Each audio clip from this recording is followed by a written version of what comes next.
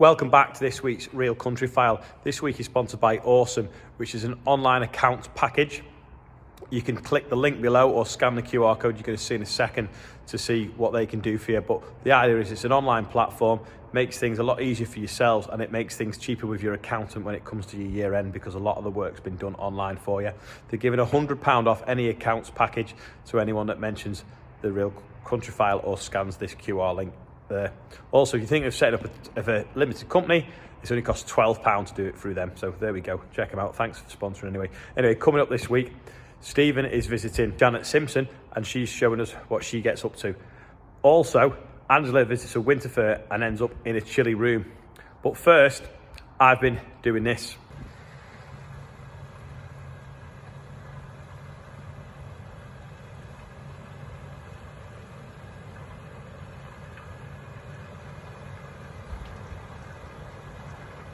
So as you can see, that is quite a big header for cutting maize. You wouldn't normally use a combine with that kind of header on to cut maize. But because it's been such difficult conditions this year, no one's been able to get on harvesting maize to put in a clamp to use for cattle food. So the dry matter is too low now, but it means the cobs will thrash with a conventional combine. So a friend of mine was a bit stuck. We went up there and we've been managing to salvage what we can of his maize field, which essentially is a conventional header. Anyway, let's see what Angela's been up to, getting cold.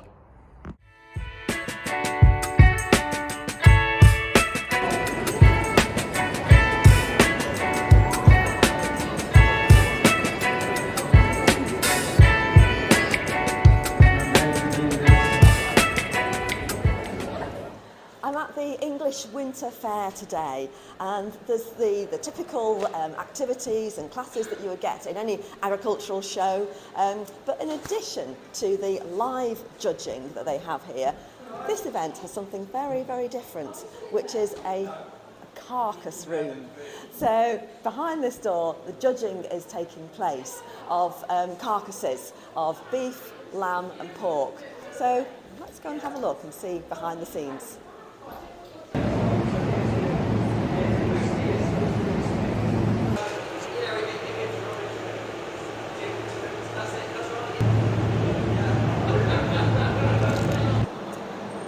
So we're here with Paul Sargent now, who's one of the judges here in the carcass section. So Paul, what class is it that you're stood in front of right now? Just in front of the beef class today at Upper Bigley. We've also judged the lambs and the pigs, but this is the beef class that we've entered now at the moment. Okay. And this is the first prize that you stood for, or winner, first class winner that you stood next to. So can you tell us why you've chosen this one in particular over the others? Of course I can. This one, I've placed this one first out of the row of carcasses today. And ultimately put it overall champion as well. We're looking for a carcass with plenty of length, plenty of shape, and in the right places. So the expensive cuts are further at the top in your hind quarters. So you're looking at that top of meat, the rump down to the sirloin, and then ultimately down to the forerib. And we're looking for shape and consistency all the way through the carcass. And then also we're ultimately looking for a nice fat covering. So a nice covering all the way through, which you can see this one has got, this heifer has. And if you come through to this side, this shows this other side, the second side's quartered through, so you get an aspect there of your ribeye. So they're your ribeye steaks that you're going to cook and cut in the shop and sell onto the housewife. So yeah, overall a really good shapy animal out of the class today. Nice size, plenty of weight, plenty of length. And a nice bright cut through on the rib there, and a nice fat covering over as well. Very good. So hopefully a very valuable piece of meat here that might end up on somebody's Sunday roast very definitely. soon. Yeah, definitely coming soon to somebody's plate. Excellent. It's not long before Christmas will be upon us, and most of us will be probably dining on turkey for our Christmas dinner. So I know just the chap who knows exactly what to look for in a turkey. Right, so we've got Robert Beeman here. So Robert, you're one of the judges here today. It's a pretty tough job, I imagine. Well, it's a nice presentation of birds to judge, so I'm looking forward to it, and if I can, I'll explain exactly what I'm looking for. Yeah, because to my untrained eye, they all look really, really in good shape. So when you're judging, what is it that you're looking for? This is the bird that I've selected. Okay, right. So why this one in particular? It's presented nice and clean, you know, well feathered. It's got a good wide breast. Most of the meat on the bird is on the breast, and that's what the housewife's looking for, is a bird with plenty of breast meat. So here at the Staffordshire Showground, I've just arrived on the NFU stand, and as part of their stand, they've got a number of these really helpful, informative signs that people can take away. So Deb, I mean, I imagine that the dog sign is pretty popular, is it? Very popular at the moment, without doubt. Keep your dogs on the lead is definitely a message we're trying to get out to our to the public, definitely. So these are free. Yeah, they are free. You can get those by calling our Call First helpline or going and speaking to your own group secretary. Okay, right. Well, we'll put the number of that on the bottom of the screen. But yeah, brilliant for putting on your fences and gates and wherever you've got public coming on your fields.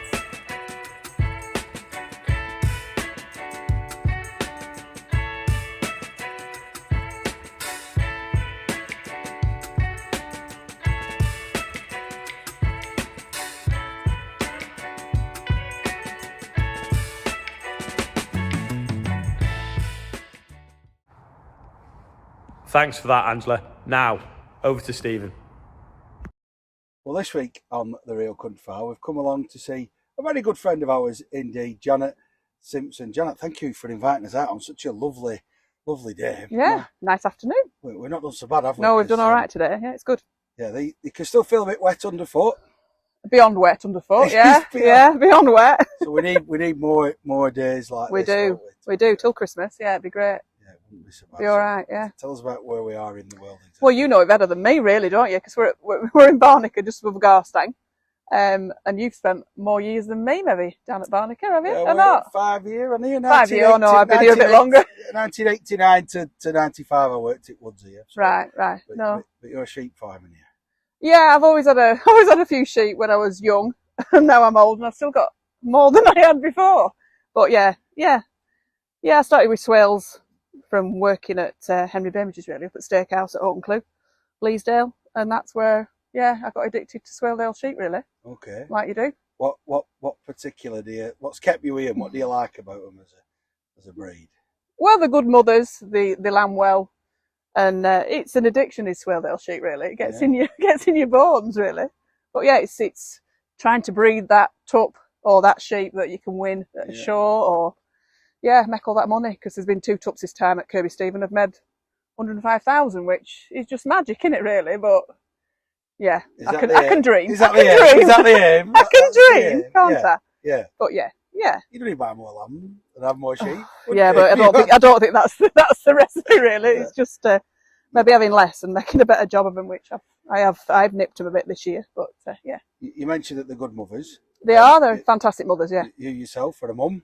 I am. But one of your flock's gone astray because a different breed likes their candle. Well, yeah, they've got to just go with what they like, really. But I do like the Zwarble, but it's more Laura's thing than mine. I've let her have a do at them, really. We're going to catch up with Laura. You are, yeah. We're going to go and see Laura's sheep. She's currently just doing her best in field with dog. What's dog called? Nell. It gets called all sorts, really. Does it really? Especially when I'm using it. So I'm interested to hear from your point of view. We last saw you were speed shearing. Weren't you at Gisborne auction, right? That was a grand evening. It was brilliant, yeah. Raised a lot of money. Yeah, it was a good night.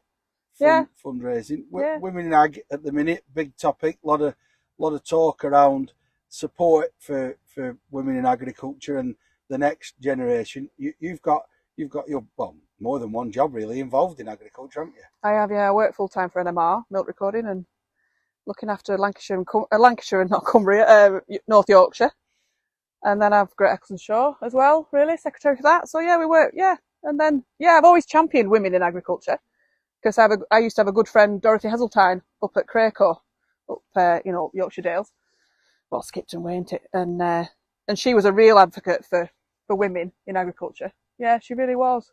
So I've sort of kept it going, really. You've kept it going. So milk recording. Yeah, milk recording. Just explain a little bit what that involves. Well, taking samples off each cow as it comes in parlour. I have a team of lasses and lads, men, that go out and do that on a monthly basis, so 6 weekly, 8 weekly. And they go out and do that and, get that sample back for health testing and fat, protein and cell count, and a lot of other things, meeting different folk every day, it's good. Get out and about a bit then. I get out. Enough. I've only done it 28 years, so, I'm still learning. Just bedding in. I'm just still learning, And then, of course, keeping your own sheep. So how many sheep have you got? Oh, it's a very private question to ask that lady, because she never just knows. Oh, well. There's a few.